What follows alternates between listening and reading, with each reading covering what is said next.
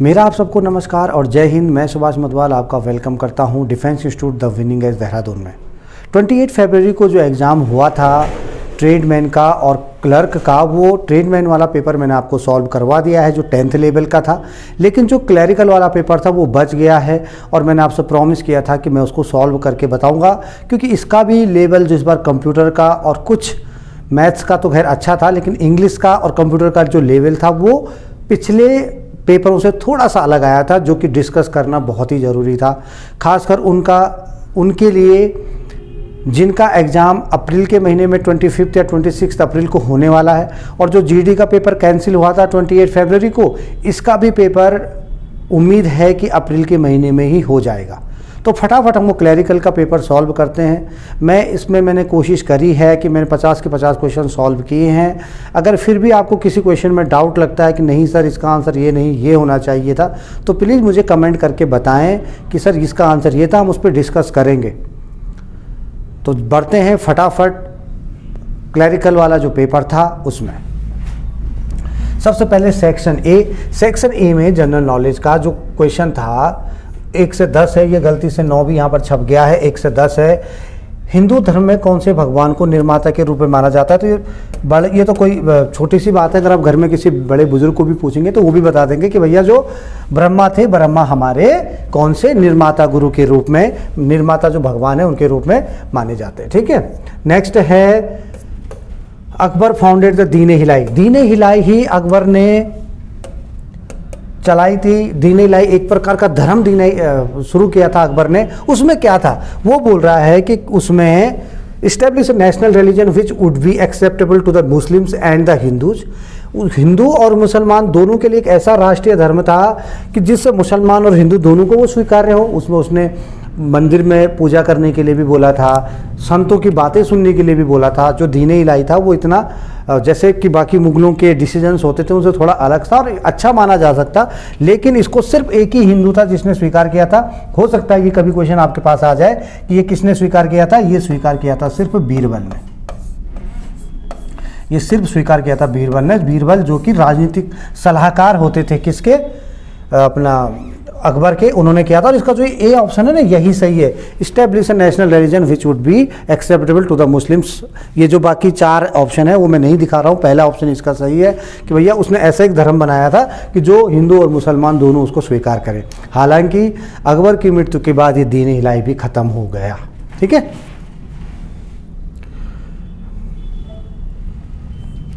Next question is the study of sun, star, moon and planets. देखो जो भी ये हमारे खगोलीय विज्ञान है, जो भी हमारे इस एस्ट्रोनॉमी से जुड़ी हुई चीज़ें, उनको हम कहाँ पे करते हैं? अगर चंद्रमा, तारे, सूरज जो भी है तो इनको हम क्या बोलते हैं? खगोलीय चीज़ें बोलते हैं। खगोलीय दूरी कितनी है, प्रकाश वर्ष में नापते ना, प्रकाश वर्ष को हम इंग्लिश में क्या, हिंदी में क्या बोलते हैं? खगोलीय दूरी। यानी जो भी खगोलीय ये चीज़ें हैं, चंद्रमा हो या ग्रह हो, जो भी है ये एस्ट्रोनॉटिकल डिस्टेंस जो हम बोलते हैं, इनकी दूरी हम एस्ट्रोनॉटिकल डिस्टेंस में नापते हैं। और यही है किस में आते हैं? ये खगोलीय विज्ञान में आते हैं। जीव विज्ञान में आपको पता है जिसमें हम जंतुओं का अध्ययन करते हैं। और अगर जियोलॉजी की बात करूं मैं तो जियोलॉजी जो भूगर्भ विज्ञान वाले होते हैं वो जियोलॉजी में आते हैं। ठीक है, next in which year were the Portuguese colony. देखो क्वेश्चन थोड़ा सा घुमाया है, क्वेश्चन कुछ भी नहीं है। अगर ये सीधा बोलता कि गोवा का लेवलाइजेशन, जो हमको पता है कि गोवा कब बना था, तो हम सीधा 1961 बोलते। उसने बोला कि कब, जो 21 वर्ष गोवा सहित अन्य पुर्तगाली बस्तियों को भारतीय संघ का राज्य क्षेत्र बनाया गया। तो कब हुआ था गोवा? 1961 में। बाकी पे दिमाग लगाने की जरूरत है ही नहीं। ठीक है, next Mohenjodaro was discovered by, कौन से सन में किया? किसने किया था मोहनजोदड़ो को डिस्कवर? आर.डी. बनर्जी। आर.डी. का मतलब क्या होता है? राखलदास बनर्जी। राखलदास बनर्जी ने कब किया था? 1922 में किया था। ठीक है, ये याद रखना है आपने। जनरल साइंस, अभी जनरल साइंस के क्वेश्चन आ गए। जो क्लरिकल का पेपर होता है उसमें 5 ही क्वेश्चन आते हैं। 5 क्वेश्चन जो नेक्स्ट है जनरल साइंस के, निम्नलिखित में से कौन सा ताप का अच्छा चालक है? भाई कौन सा चालक का मतलब क्या होता है? Good conductor of heat. Good conductor of heat क्या होता है? इनमें से कौन सा है? वैसे तो बहुत सारे मेटल्स होते हैं, लेकिन इनमें से कौन सा है? इनमें सिर्फ कौन सा है? मरकरी। मरकरी एक ऐसा मेटल है जिसका फॉर्मूला Hg होता है। और ये कौन सी, अगर रूम टेम्परेचर पे देखें तो ये किस में रहता है? लिक्विड में रहता है। बाकी जो मेटल्स होते हैं वो किस में रहते हैं? सॉलिड अवस्था में रहते हैं, और जो हमारा थर्मामीटर होता है उसमें मरकरी का ही यूज किया जाता है। तो बैक्टीरियल एक्शन इन मिल्क, जो हमने सुना है ना कि बैक्टीरियल एक्शन होता है मिल्क में, वो कब होता है? होता तो है जीवाणु की क्रिया से, होता अम्लीय होती है कि क्षारीय होती है, क्या होती है? जब आप देखते हैं घर में जब दही जमाते हैं, दही जमाने के लिए क्या करते हैं, थोड़ी सी दही और लाते हैं और उसको दूध में मिलाते हैं, तब जम जाती है। ऐसा क्या होता है उस दही में? उसमें कुछ बैक्टीरियाज होते हैं, वो आते हैं और वो उस दूध को भी दही में बदल देते हैं। क्या होता है उसमें? वो लैक्टिक एसिड बनती है। क्या बनती है? Lactic acid. जब भी लैक्टिक एसिड बनेगी दूध से दही जमाने के लिए, तो एसिड मतलब अम्लीय, यानी वो क्या होता होगा? अम्लीय होता है। इसीलिए तो दही खट्टी होती है। दही कैसे होती है? खट्टी होती है। मैंने बताया था जब मैंने आपको ये अम्लीय एसिड बेस वाला टॉपिक पढ़ाया था, तो उसमें मैंने बोला था कि जो भी एसिड्स होते हैं वो क्या होते हैं? टेस्ट में खट्टे होते हैं। Next, what is the chemical formula of sodium carbonate? Sodium carbonate का केमिकल फॉर्मूला क्या है? अगर यहाँ पर सोडियम बाइकार्बोनेट बोलता तो मैं NaHCO3 बोलता, लेकिन उसने सिर्फ सोडियम कार्बोनेट बोला है, बिल्कुल Na और CO3।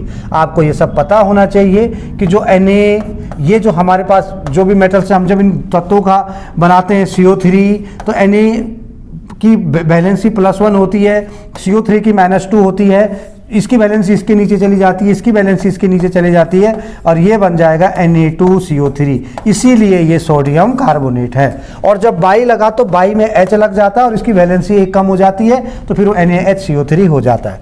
ठीक है, ये टॉपिक आप जब एप्लीकेशन में वीडियोस को देखेंगे तो आपको ये सब चीज़ें पता लग जाएंगी। अच्छा, इसमें ये बोल रहा है ये कि was a definite volume but no fix shape, जिसका वॉल्यूम तो सेफ है, फिक्स है, बट शेप फिक्स नहीं है। मैंने आपको पढ़ाया था सॉलिड, लिक्विड और गैस, जो द्रव्य की 3 अवस्थाएं होती हैं, सॉलिड, लिक्विड और गैस। इनमें अंतर क्या है सॉलिड और लिक्विड और गैस में? भाई सॉलिड क्या होते हैं? अगर मैं पानी का उदाहरण लूँ तो जो बर्फ़ होती है वो सॉलिड होती है। लिक्विड क्या होती है? जो पानी होता है वो लिक्विड होता है। और जो गैस होती है वो क्या होता है? वो जो इसकी वेपर बन जाते हैं वो गैस बन जाती है। ठीक है, अब देखो सॉलिड क्या होता है? इसका एक डेफिनेट वॉल्यूम होता है और एक फिक्स्ड शेप होती है, वो सॉलिड है। जिसका वॉल्यूम तो डेफिनेट होता है लेकिन शेप फिक्स नहीं होती। जिस बर्तन में डालते हैं हम पानी, उसी के आकार का हो जाता है। यानी डेफिनेट वॉल्यूम है पर फिक्स शेप नहीं है। तो क्या होगा इसमें से? भाप तो गैस है जिसका ना शेप फिक्स है ना उसका वॉल्यूम फिक्स है।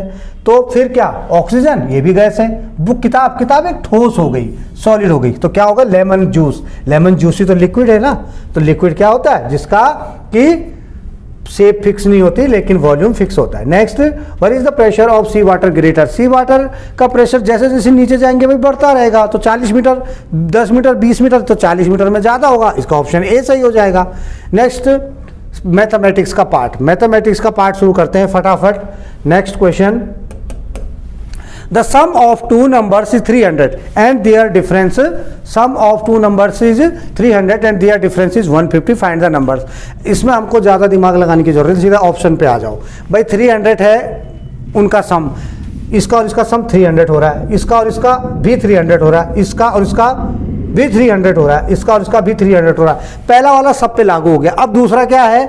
इनका डिफरेंस 150 है। इसका डिफरेंस कितना है? 150 नहीं हो रहा है, 191 नहीं हो रहा है, 225 75 यस, 225 में 75 घटाता हूं तो 150 होता है। इसका भी नहीं हो रहा है, इसका 200 हो रहा है, तो ये सी इसका आंसर होगा, जिसपे दोनों के दोनों नियम लागू हो गए हैं। अगर मैं सॉल्व करके देखूंगा तो 225 में अगर मैं 75 को जोड़ता हूं तो 300 होता है, 225 में से मैं 75 को सब्ट्रैक्ट करता हूं तो 150 होता है। क्वेश्चन नंबर 11 सॉल्व हो गया। Question number 12, the average of first 10 odd natural number. Odd natural number मतलब n का स्क्वायर। कितने हैं? 10 हैं। 10 का क्या होगा? सम कितना होगा? 100 होगा। लेकिन वो बोल क्या रहा है? वो औसत पूछ रहा है, एवरेज।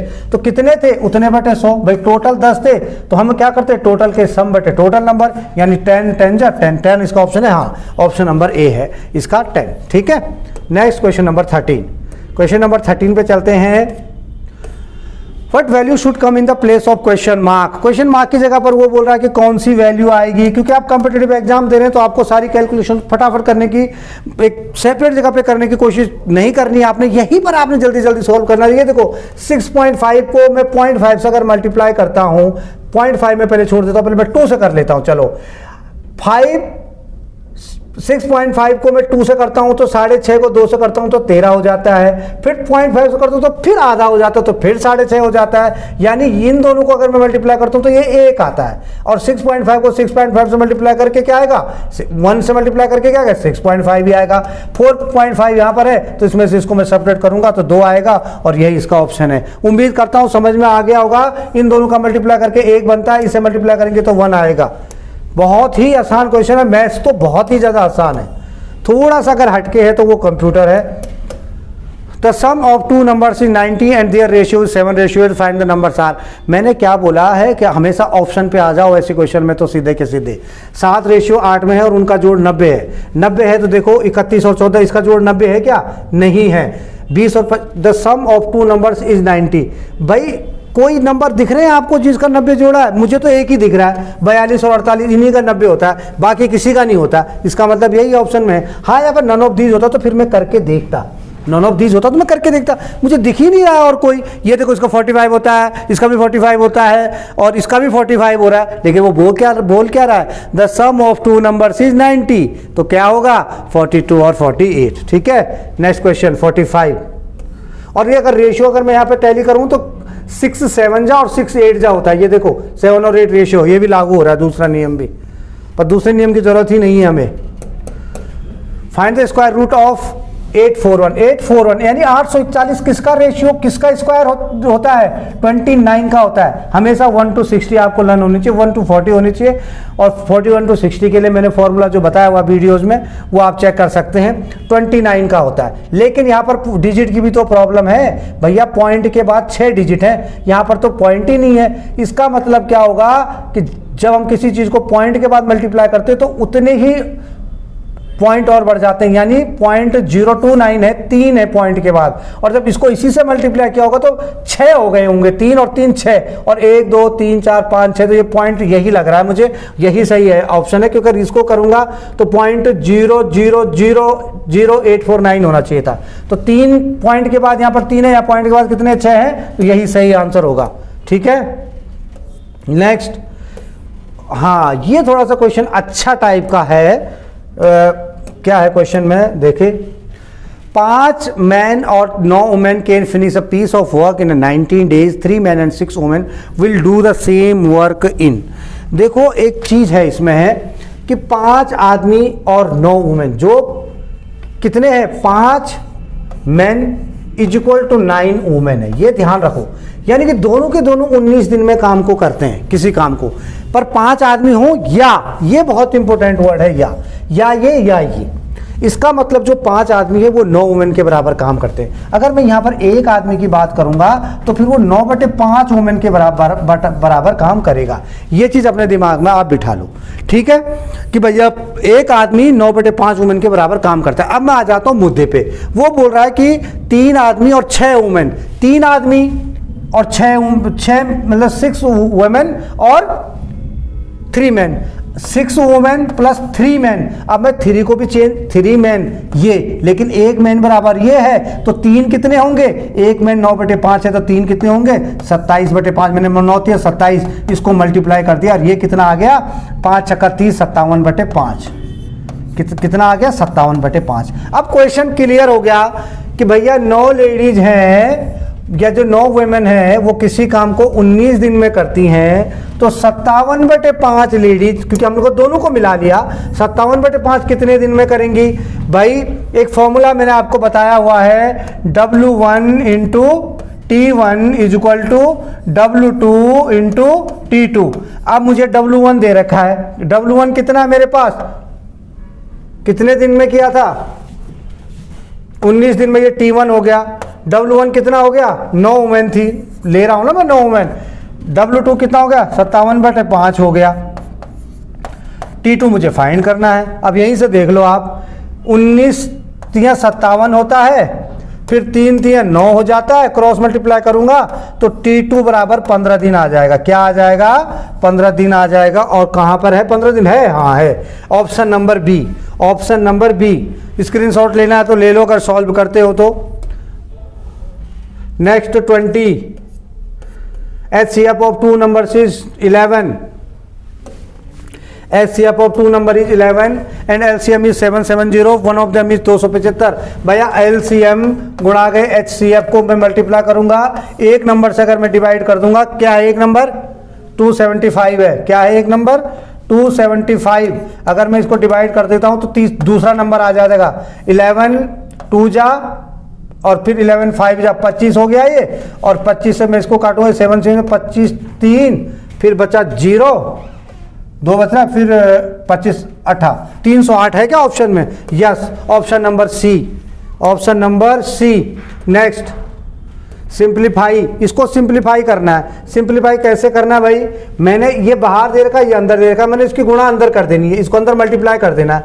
कैसे करूंगा मैं? कैसे इसकी गुणा अंदर होगी? देखो x + 1 की x स्क्वायर माइनस x + 1 से पहले x की करूंगा, x की x स्क्वायर से करी तो x क्यूब, फिर माइनस x से करी तो माइनस का x स्क्वायर, फिर x की x से करी तो प्लस x। अब आता है एक का नंबर, एक तो ऐसे का ऐसे लिख देंगे हम, x स्क्वायर माइनस x + 1 1 जा plus x square minus x plus 1, यही हो गया ना। अब देखो ये एक्स स्क्वायर से ये एक्स स्क्वायर कट गया, एक्स से एक्स कट गया, बच गया क्या? एक्स क्यूब प्लस 1, और यही इसका आंसर है।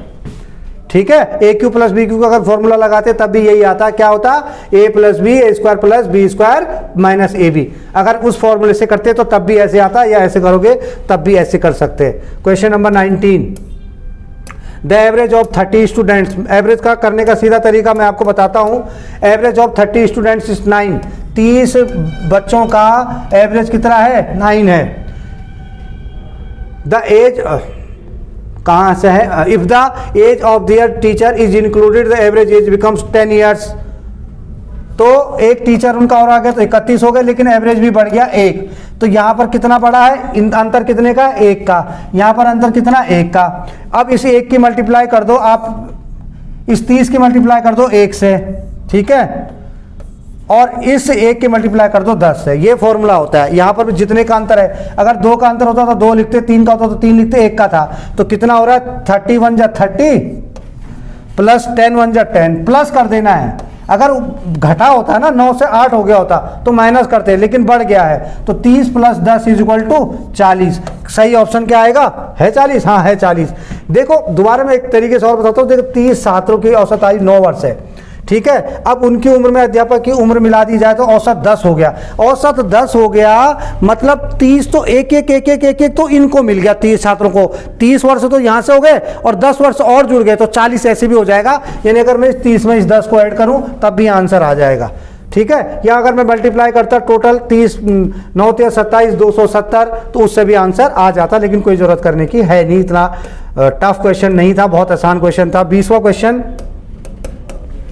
इन द 4 डिजिट नंबर। ये देखो वो बोल रहा है कि एक 4 डिजिट नंबर ये है और इसको भाई मुझे पता करना है कि 9 से भाग हो जाता है तो ये x और y, x + y क्या होंगे। देखो हमेशा जब 9 से हम भाग करते हैं ना किसी चीज को तो वही चीज पूरी भाग होती है जो उनका सम अगर 9 से भाग हो रहा होगा। देखो 7 और 2 9।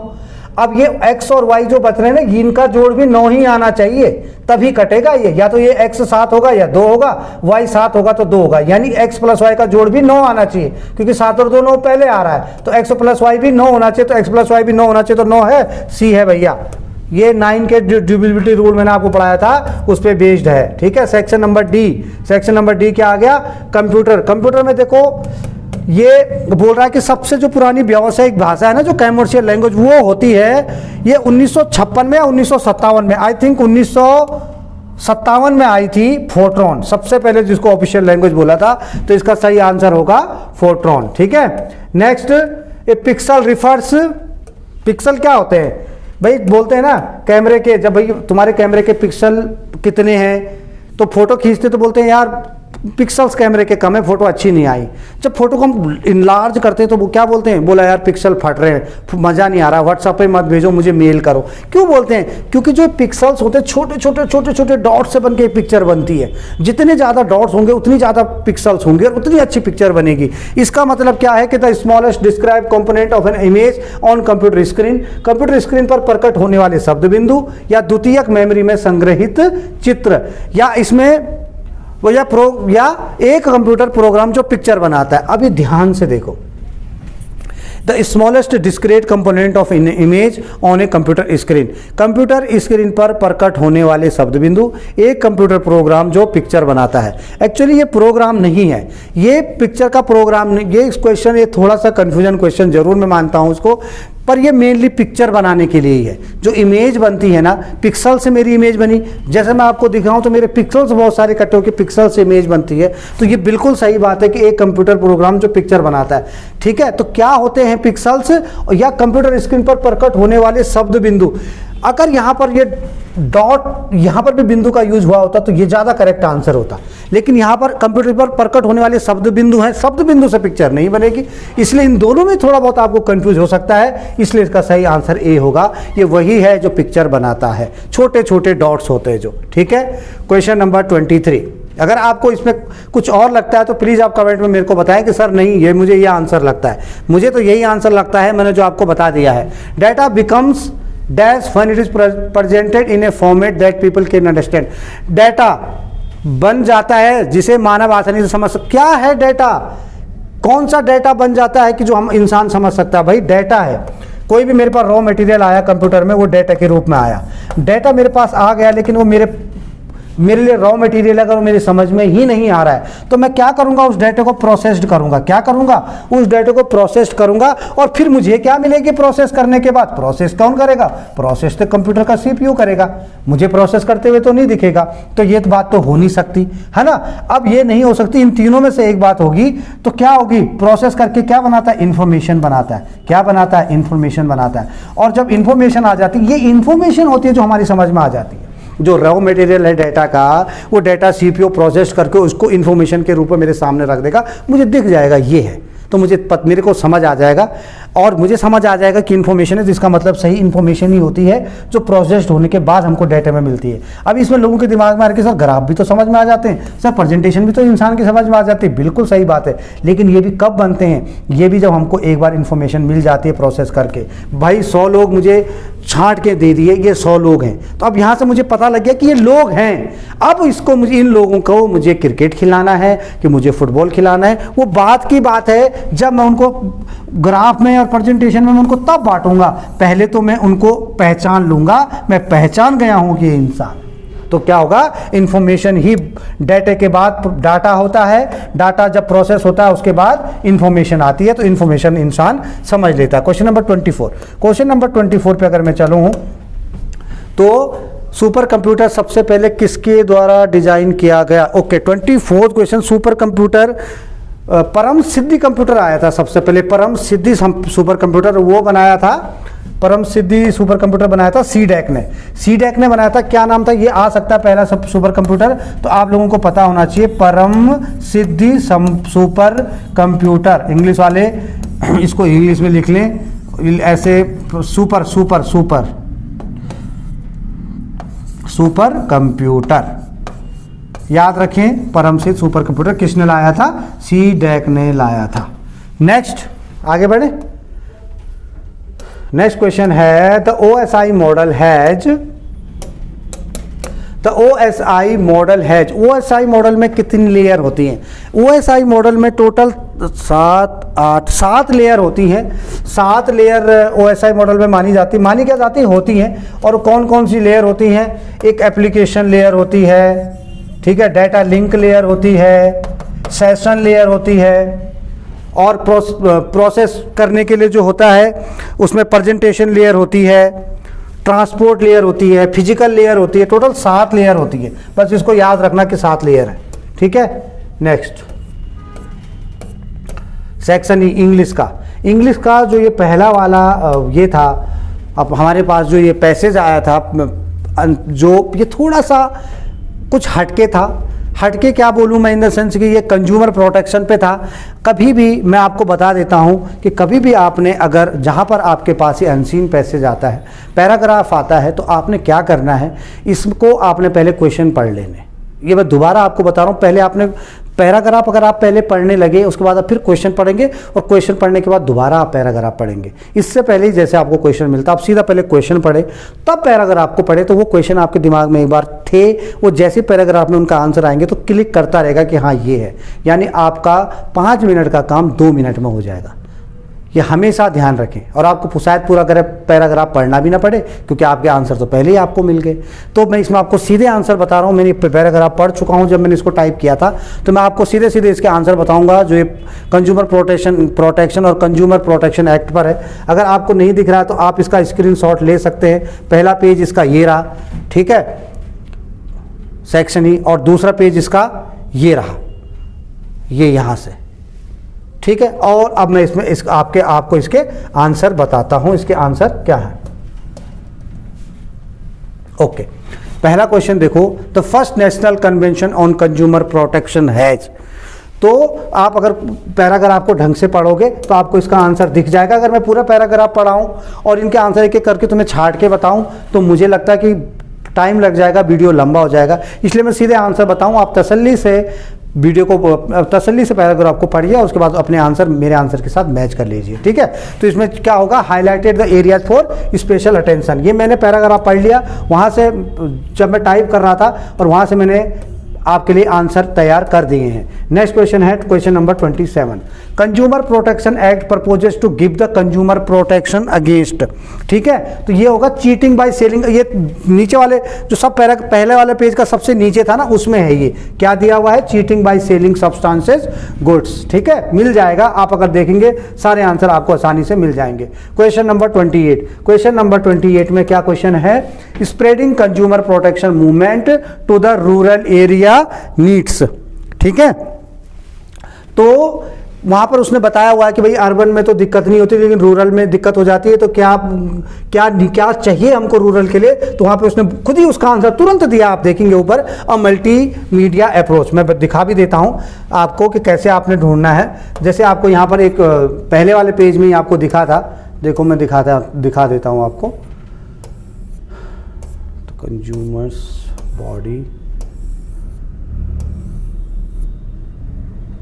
relief upon the case got their money's worth of goods first priority। ये देखो, while this may not be a difficult task in urban areas where the movement is concentrated at present, taking it to the vast rural hinterland calls for a multimedia approach, ठीक है। तो call क्या चाहिए हमको, वहां पे multimedia approach चाहिए। तो उसका सही आंसर जो मैंने बोला आपको, ये ए वाला ऑप्शन है, ठीक है। ऐसे आपको सारे आंसर बड़ी आसानी से मिल जाएंगे। Next 29, role of consumer bodies. Role of consumer bodies to exercise social control over the market. ये भी आपको नीचे वाले पेज में आंसर मिल जाएगा। क्वेश्चन नंबर 29 के बाद 30। गवर्नमेंट 30, रुको एक minute. Government contributed the consumer protection movement by setting up infrastructure, toning up, setting up infrastructure. आप देखेंगे आपको नीचे वाले पेज में इसका आंसर मिल जाएगा।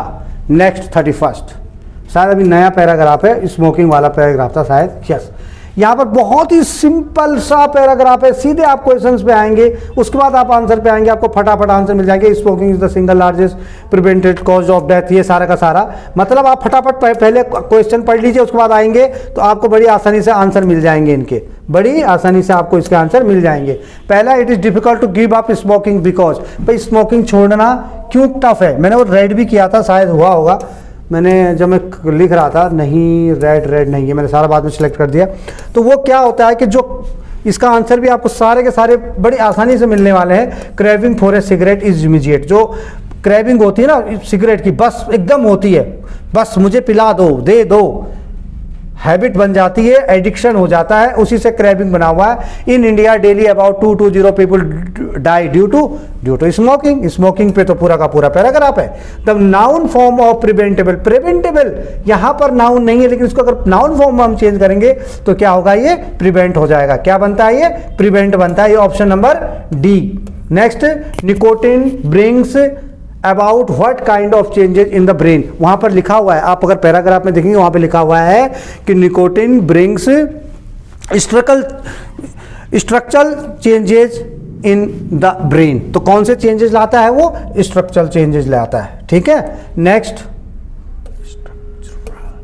3 countries where the incidence of smoking is going up. उसी में दे रखी है तीनों एक तरफ से, इंडिया, इंडोनेशिया, चाइना। जैसी सीनियोरिटी यहाँ पर ऐसी सीनियोरिटी पैराग्राफ में भी है। अगर आप देखेंगे तो आपको पैराग्राफ की तीसरी या चौथी लाइन में इसका आंसर भी मिल जाएगा। ठीक है, तो मुझे लगता है पैराग्राफ अभी खत्म हो गया। यस, पैराग्राफ खत्म हो गया।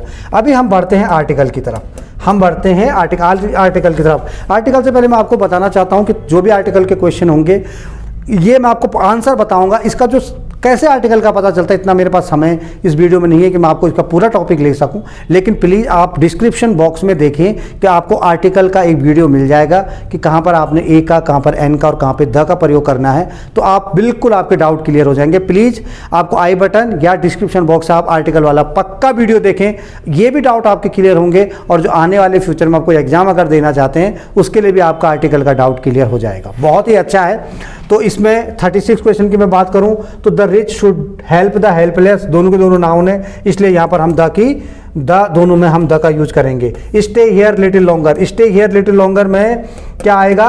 लोग सोचेंगे कि stay here the little longer, लेकिन ये जो लॉन्गर है ये इंडेफिनिट है। जब इंडेफिनिट यानी कोई समय का पता ही नहीं है कितनी देर, तो यहां पर क्या आएगा? यहां पर क्या आएगा? Stay here a little longer, a आ जाएगा। ठीक है, next this is a eagle, this is a eagle. मैंने लोग क्या सोचते हैं कि ई है। अब यहां पर ये बात हो सही बैठ जा रही है कि ई है भैया, कॉन्सोनेंट है कि जब लोग सोचते हैं यहां पर कि भैया मेरे पास तो अगर ये ए आई ओ यू, चलो ये मैं इसमें बताने की उससे मुझे ज़रूरत नहीं है, ए आई ओ यू होता है जो हमारे पास, इनसे हमको पता लग जाता है कि भाई जो इससे शुरू हो रहे हैं उनके आगे हम एन लगाते हैं, ऐसे लोग बोलते हैं। हालांकि वो बिल्कुल गलत थ्योरी है। हम इससे नहीं करके बल्कि हम हिंदी के जो ए आ ई ऊ है ना, हम उसके आधार पर लगाते हैं। इसीलिए मैं बोल रहा हूँ वो वीडियो आप पक्का देखें। अभी मैं कुछ भी नहीं समझा रहा हूँ आपको, मैं सीधा आपको बता रहा हूँ कि भैया जो हमारे पास इसका आंसर एन आएगा। एन क्यों आएगा आपको पता लग जाएगा कि ये ई है और ई ए आ ई में आता है, और जो भी ए आ ई में जो हमारे पास हिंदी के स्वर हैं उनमें आता है, उन पे एन लगता है। ठीक है, इसीलिए कई बार यूनिवर्सिटी होता है तो यूनिवर्सिटी तो है तो यू, लेकिन हम इसके आगे ए लगाते हैं इसी वजह से, क्योंकि ये हिंदी के या में आ रहा, हिंदी का व्यंजन है न कि स्वर है। ठीक है, 39 जंबल सेंटेंसेस। जंबल सेंटेंसेस आजकल बहुत पूछे जा रहे हैं एग्जाम में। 7th class she in reads, she reads in 7th class, C Q S R P है कहीं पर, Q S R P, option number C. Next, ये तो अगर आप डेली न्यूज़पेपर पढ़ते हैं या अगर आपको इंग्लिश के साथ थोड़े बहुत भी हैबिचुअल हैं तो इसमें आपको कोई मेहनत करने की जरूरत नहीं है। मैं हमेशा यही सलाह देता हूं कि आप जरूर न्यूज़पेपर पढ़िए, आपको बहुत मजा आएगा इंग्लिश का पेपर सॉल्व करने में। There are 50 rooms in my school. There S से शुरू हो रहा है, एस से ये शुरू है, ये भी शुरू है। There are P, एस के बाद P किसमें? इसमें। पूरा का पूरा देखने की जरूरत नहीं है, मुझे पता लग गया यही होगा। ठीक है, क्योंकि और किसी में एस पी है ही नहीं। Next, mister Sharma school teaches English. ये जो ये इन गया है ना, जो ये इन थोड़ा सा कंफ्यूज करता है। ये इन किसी न किसी के साथ रहा होगा, तो ये किसके साथ रहा होगा? Mister Sharma teaches English in school. इसके तो इसके आगे इन लगेगा या इंग्लिश इन के इसके पीछे लग जाएगा, तो क्या होगा? मिस्टर शर्मा। मिस्टर शर्मा यानी किससे शुरू हो रहा है? पी से, पी से एक ही शुरू हो रहा है, यही आंसर है। ठीक है, नेक्स्ट जो लास्ट सेक्शन है, सेक्शन आई जो भी है, question 40 to 40, each sentence is divided into 4 parts, 1 part of the, अच्छा ग्रामेटिकल मिस्टेक की बात कर रहा है। Okay, they had went to the lake. मुझे आगे जाने की जरूरत ही नहीं है, मुझे यहीं पर प्रॉब्लम दिख गई है। क्या प्रॉब्लम दिख गई है भैया? ये वेंट, या तो सिर्फ ये वेंट होता, हेड नहीं होता। हेड है तो हेड के साथ क्या लगेगा? गॉन लगेगा। गो वेंट गॉन होता है ना, तो थर्ड फॉर्म लगती है जब हेड के साथ। थर्ड फॉर्म नहीं है बल्कि सेकेंड फॉर्म है, इसलिए मुझे आगे देखना नहीं है, इसी में प्रॉब्लम है। कहीं है ये? यस, ऑप्शन नंबर बी में है। Next, do you think they will accept our plan without an argument? Without an argument, यहां पर आर्टिकल नहीं लगेगा। Do you think they will accept our plan without any argument होगा ये, यहां पर एनी होना चाहिए न कि एन। यहां पर कोई आर्टिकल नहीं लगने वाला, तो एनी आर्ग्यूमेंट कहीं पर है, ये ऑप्शन नंबर ए इसका सही है। Question number 44, symptoms of illness that warrant A doctor. Visit warrant A doctor. देखो अगर तुम्हें समझ में नहीं आता ना सेंटेंस, फिर भी कमी आप यहीं पर ढूंढ लोगे कि भैया वारंट तो पुलिस का काम है, डॉक्टर का तो गारंट का काम है ना। तो ये वारंट में ही प्रॉब्लम है, सिम्टम्स ऑफ इलनेस, यही इसका सही ऑप्शन है। बाकी में ढूंढने की जरूरत नहीं, थोड़ा भी इसमें अगर बाकी कई बार हम रिमूवल मेथड यूज करते हैं ऑप्शन में कि यार ये बात भी सही है, ये बात भी सही है, ये बात भी सही है, इस बात के बारे में पता नहीं चल रहा है सही है कि गलत है। जब ये तीनों बातें सही हैं तो ये चौथी बात तो गलत होगी, इसीलिए हम यहां से इसको पता कर सकते हैं। क्वेश्चन नंबर 45, इंस्ट्रक्शंस देखो। If these hooligans trespass dash my land again I shall drive them dash with a big stick, dash with a big stick. कभी भी जब ट्रेसपास वाला वर्ड आता है ना, ट्रेसपासर्स होते हैं ना, ट्रेसपासर्स माने कि जब कहीं आपने कहीं पर देखा होगा लिखते हैं कि भैया ये आम रास्ता नहीं है, मतलब अगर घूम के ऐसे जाना होगा लेकिन बीच से किसी की पर्सनल प्रॉपर्टी होगी तो वहाँ पर लिख देते हैं कि नॉट ट्रेसपासर्स अलाउड, मतलब ट्रेसपास नहीं कर सकते उस जगह से। तो वो बोल रहा है कि अगर मेरी जमीन पर कोई ट्रेसपास करेगा तो ट्रेसपास जब वर्ड आता है इसके साथ हम अप लगाते हैं, ये फिक्स प्रपोजिशन होती है। जब फिक्स प्रपोजिशन के आप देखेंगे वीडियोस तो आपको पता लग जाएगा। और drive them of with a big stick, समझ गए होंगे बिग स्टिक क्या बात कर रहा है, उनको भगाने की बात कर रहा है। तो ये बी वाला ऑप्शन इसमें सही आएगा, of with big sticks. He admitted that he was in the company on wrong around in the wrong company. ये तो क्लियरली दिख रहा है कि उसने स्वीकार किया कि भैया मैं गलत कंपनी में हूँ, गलत कंपनी में हूँ मैं, इसी वजह से जो मुझे इतने धक्के खाने पड़ रहे हैं, उसने स्वीकार कर लिया। ये the classroom was so that is was, ये गलत है, दैट वॉज कुछ एक ही होगा इनमें से। That is difficult to hear what the teacher was saying. भाई नॉइजी था, हल्ला इतना कर रहे थे बच्चे, इतना नॉइज था, इतना शोरगुल था, तो noisy option number B, option number B. Okay next 48, choose the antonym. Okay antonym agony, agonic जो होता है, एगोनी का मतलब होता है दुखी हो जाना, बस सैड हो जाना, एक सैड का ही एक सिनोनिम से एगोनी, यानी दुखी यानी हैप्पीनेस। सीधा answer number D, answer number D. ठीक है आगे बढ़े। चूज द सिनोनिम, यहां पर सिनोनिम का मतलब क्या होता है, सिनोनिम का मतलब कि पर्यायवाची शब्द, और जो एंटोनिम था वो विपरीत यानी अपोजिट शब्द। अभी मुझे बोला इसका सिनोनिम, यानी ये क्या है, एमिएबल। एमिएबल का मतलब क्या होता है, इसका मुझे सिनोनिम चाहिए। जो एमिएबल होते हैं ना वो कैसे हैं, होते हैं फ्रेंडली नेचर के लोग होते हैं, फ्रेंडली लोग, फ्रेंडली जो भी फ्रेंडली होगा, जो काइंड हार्टेड में भी ये एमिएबल यूज हो जाता है, काइंड भी होता है यहाँ पर तो वो भी हो सकता था, लेकिन फ्रेंडली यहाँ पर है तो फ्रेंडली इसका सही आंसर होगा। अब बढ़ते हैं क्वेश्चन नंबर लास्ट 50वें क्वेश्चन की तरफ। चूज द एंटोनिम ऑफ कीन। कीन बोलता है आई am a keen interested to become an army officer, I have a keen interest to learn to drive a vehicle, I have a keen interested to learn about English. Keen interest का मतलब क्या होता है, मेरी तीव्र इच्छा है कि मैं सीखूं। कीन इंटरेस्ट, अब यहां पर इंटरेस्ट क्या है, अन इंटरेस्ट, मेरी इच्छा नहीं है कि मैं गाड़ी चलाना सीखूं।